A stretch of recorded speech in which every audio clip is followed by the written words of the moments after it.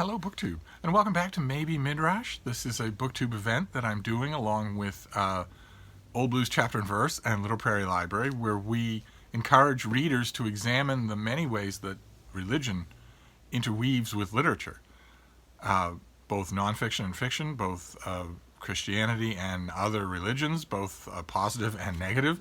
And it's a wonderful project. It's something that I could easily do once a week forever, because of course literature intertwines intimately with religion, all religions, and also with art and movies and music and all sorts of stuff like that. I have chosen for Maybe Midrash this year to do 2 read-alongs. First 2 weeks we did a work of fiction, God Knows, by Joseph Heller. His brilliant, in my opinion, dramatic retelling story of King David. And the second 2 weeks of the month we're doing a nonfiction read-along of The Day the Revolution Began by NT Wright. And we're doing, the book is very conveniently set up into 4 parts, so we're doing the third and fourth part today. And the third and fourth part of this book, the whole of the book is meant to be sort of brushing off the dust, sort of a reinvigoration of the vision of what actually happened, what the crucifixion of Jesus Christ and the resurrection actually mean in Christian life. This author has a bit of well-mannered English impatience with how routine a lot of Christian teaching can make those things. That this is just a matter of course, and it has only a few working parts to it, and now we understand that it's all done. He wants to make sure that his readers understand that that is not true, that is a bad reading of what's going on, that the reality is far more vital than that. The reality of redemption applies not just to individual Christians, but to the whole scheme of human history. And these second 2 parts are the third and fourth part of this book are my favorites here, because they are in many ways a distillation of a lot of the things that this author says at much greater length in much longer books about those subjects. And I think another part of the reason why I like the third and fourth part of this book as much as I do is because they are, at least to the author's own lights, grounded in history. I expressed a little bit of frustration with this book last time in, oddly enough, the complacency that this author brings to the subject of history. This is an author who knows biblical era history really well. And yet he is complacent about givens that are in no way given, no way whatsoever. This author knows as well as anybody does that there are scholars in the world, always have been, who don't believe that Jesus Christ even existed as an individual person. And they make some compelling cases. I happen to know one of those scholars, and he's no lightweight. He's not just repeating party line. He's examined the documents as well as NT Wright has, and he says, no, this looks to me like it could all be religious propaganda. It could all be folklore. That is hardened over time. He and scholars like him want you to remember that this is not just an ordinary Middle Eastern text, an ancient Middle Eastern text. This is one that is the ur-text for the most powerful human organization in the last 2,000 years of any kind. Religious, philosophical, governmental. Christianity, that's an enormous weight, and it stands to reason, and it can be proven, that many, many thousands of busy little hands have been at these works, have been at these documents, have been creating traditions that make it seem blasphemous to even suggest that maybe the figure at the heart of all this wasn't historical.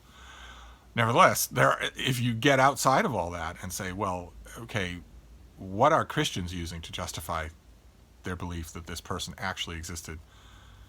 9 times out of 10, especially with Christians who haven't been, scholastically trained, they will point to the Gospels, which are Gospels. And they're not. I know that it's trendy in some religious apologist circles to refer to them as biographies, but they most certainly are not. They're religious documents, and the person at the center of them is someone that the writer of these religious documents is revering as a supernatural being, an object of worship. That means that their historical veracity can be thrown out the window.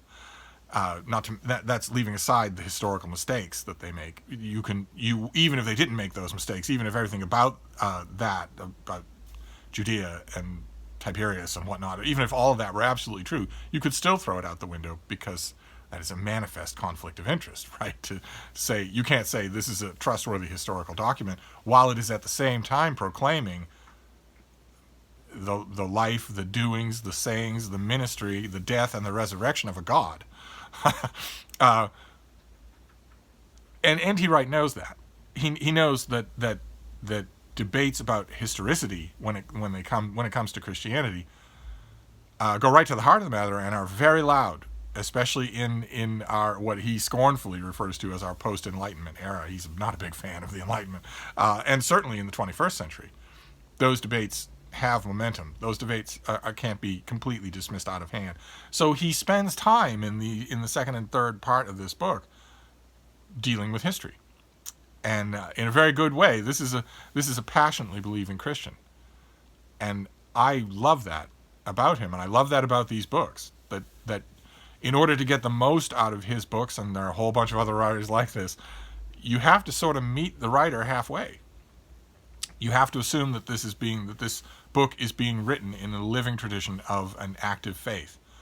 If you can't do that, if you're going to open a book with this kind of wisdom, this kind of insight, this kind of learning, and say, just cross your arms and say, well, according to the documents, you don't even know this guy existed, so why are we even talking about this? If you're going to do that, you miss out on a lot. Not just in this author, of course, but in 2,000 years of writing. But he starts off, he strikes a note early about historicity and lays his cards on the table. He says, we had better say something at the outset about the broad reliability of the Gospels.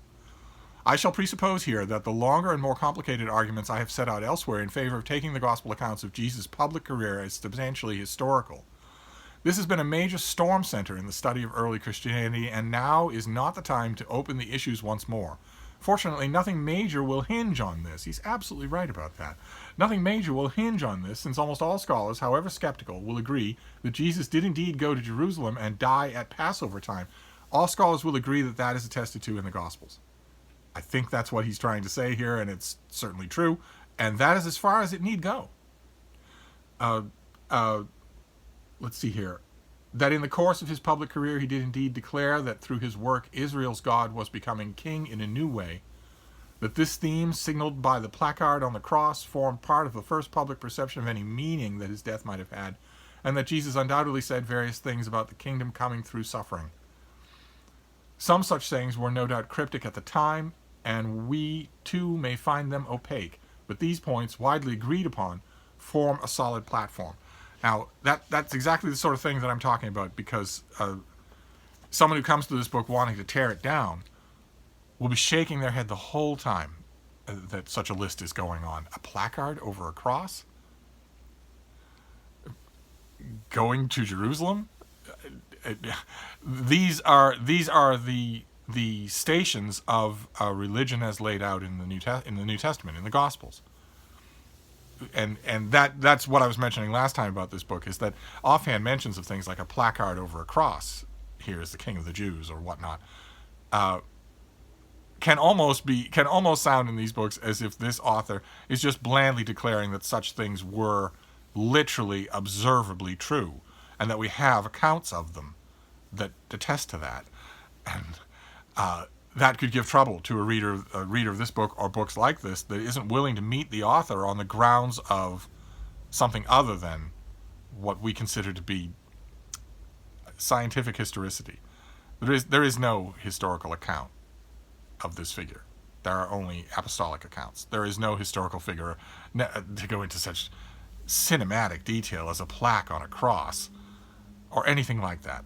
Instead, what Tom Wright is doing in that section and in other sections of this book like that is laying out his own worldview and extrapolating from there. And in these last two sections of this book, he extrapolates brilliantly. And one of the reasons for that is because these last two sections concentrate on the epistles of St. Paul, about which this author is wonderful to read.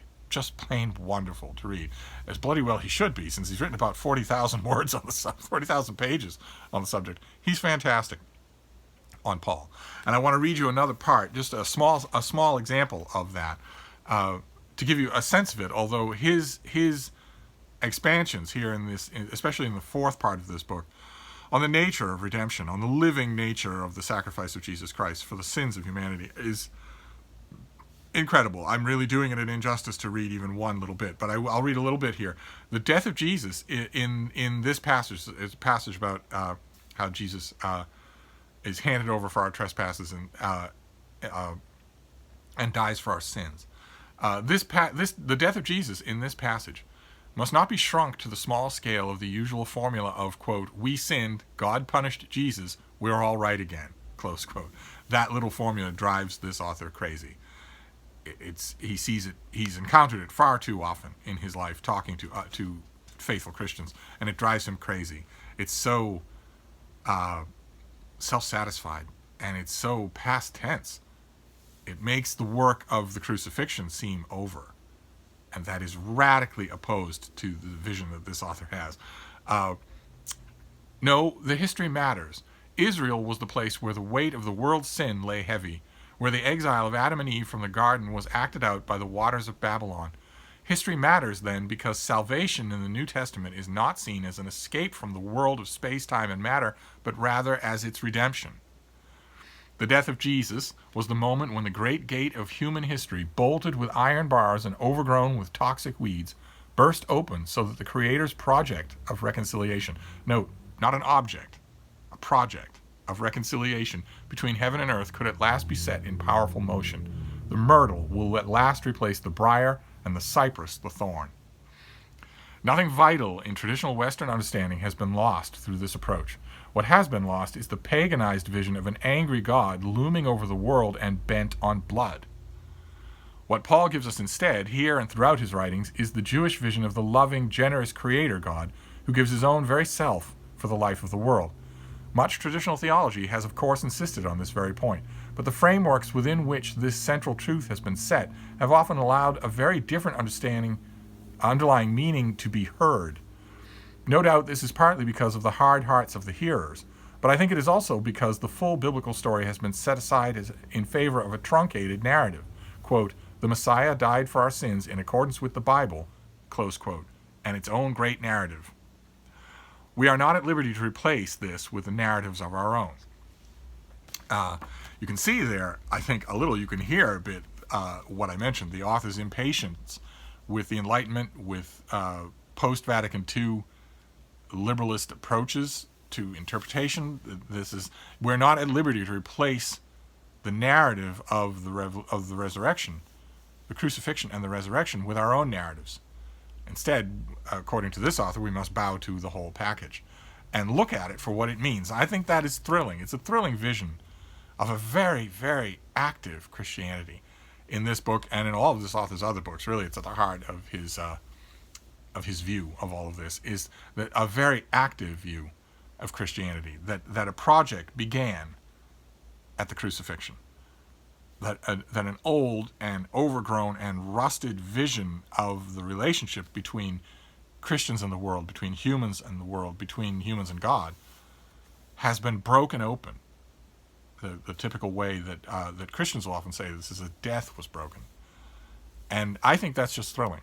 It's when I read these sections of this book, I am reminded all over again of why it is that this religion appeals so viscerally to so many people, why it's meant so much to so many people that I have known and loved throughout my life. That's the reason, right there, because it gives you, at its fundamental essence, a cause for hope. It gives you a reason to hope. In a broken and rusted and dark world, it gives you reason to hope. The biggest reason of all to hope, because redemption is possible, not just for the whole body of the faithful, but also for each individual person. That is thrilling. And before Christianity, no real major religion had ever really promised that or addressed it. This is another example for another. It's a conversation for another day. But I think this is another example of the obvious ways in which the very earliest manifestations of Christianity were very much aimed at poor people, aimed at the destitute, at the hordes and hordes of people who were not the rich and well-pampered of the first century, that had very little and wanted hope more than anything. And it's a very wise thing that Christianity has done to realize that the hardness of the world of those people, the poor of Judea, the poor of Palestine, is always with us. You don't have to be in their world for the world to be hard. The world is hard. And that is, I think, the essential value. That's the essential appeal of the message of Christianity, especially as it's interpreted by someone like Tom Wright, where it's very real. It's not just Sunday, and it's not over and done. It wasn't done 2,000 years ago. It was begun, and it involves each one of us. That is amazing. I just love it. I love that kind of. I have, in my own way, as little patience with a complacent reading of Christianity as this author does, from a completely different angle. But nevertheless, it maddens me, and I don't think it maddens me because I think that it's against any kind of clear reading of the actual religion, of the actual text, especially St. Paul, but also the Gospels, and so reading this again for this little read along made me very happy because this author is fun to read anyway. And once I got on his wavelength, once I stopped doing what I described, we open the book and you say, well, prove it. You just cross your arms and say, well, prove it, well, prove it, well, prove it. Well, you just mentioned this, prove that it even happened. You lose a lot if you do that. And you gain nothing. You don't gain some sort of fact-checking sophistication to do that. You just lose a lot. You lose the ability to meet thinkers like this, writers like this, halfway. And I've gained so much from reading this author and authors like him that I'm glad I don't do that. Let's just say that I'm glad I don't do that. I hope you don't do it either. But anyway, that is the second part. That concludes the nonfiction part of our maybe Midrash, and that leaves another weekend in May that I hadn't accounted for. There's one more weekend in May, so and that's throwing all my read-alongs off quite a bit. So I thought I'll come up with something for next weekend from maybe Midrash. I want to keep doing it. I thought I'd throw it open to you, any of you who've suffered through all the way to the 20-minute mark in this video. Is there anything particular religious related that you'd like me to see, that you'd like to see on this channel? Shall I talk about religious movies that I like, religious themed movies, or something like that? Feel free to let me know in the comment section, or email me. I leave my email in every video. And I'm going to wrap this up, but we'll think of something to do for next Sunday. So I'll see you then. Thank you, BookTube.